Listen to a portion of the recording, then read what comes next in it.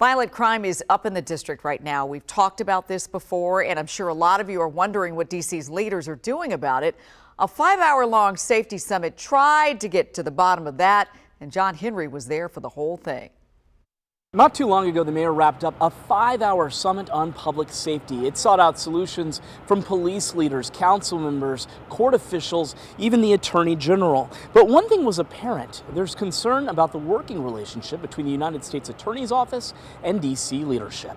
D.C. Mayor Muriel Bowser asked leaders in this room to think of ideas that could change the trajectory of the district's future. Critical introspection about what is working and what is not working and what needs to change. After a presentation where MPD provided public insight into their crime briefings, these stakeholders broke into small groups to provide suggestions on how to solve adult and youth crime. On the latter, some here called for increased focus on family programs and more mandatory service requirements for kids who can't be punished in court.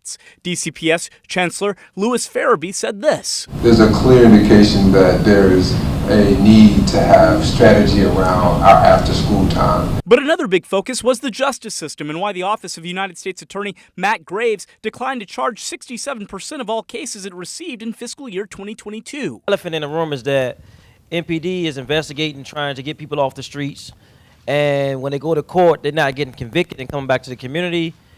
I don't know what's going on with that. Graves said most of those cases just don't have the evidence needed to get a conviction. There are no cases where we say, we think there's enough here, but we are not bringing charges. That simply does not happen.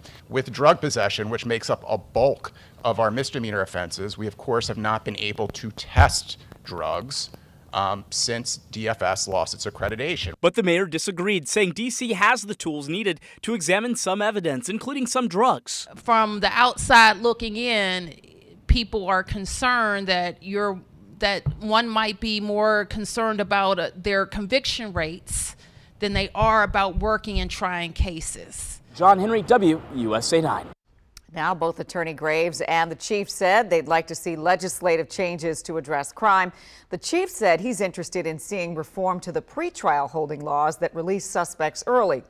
At today's summit, Mayor Bowser announced a bill that she plans to introduce tomorrow that specifically addresses defendants being released before trial.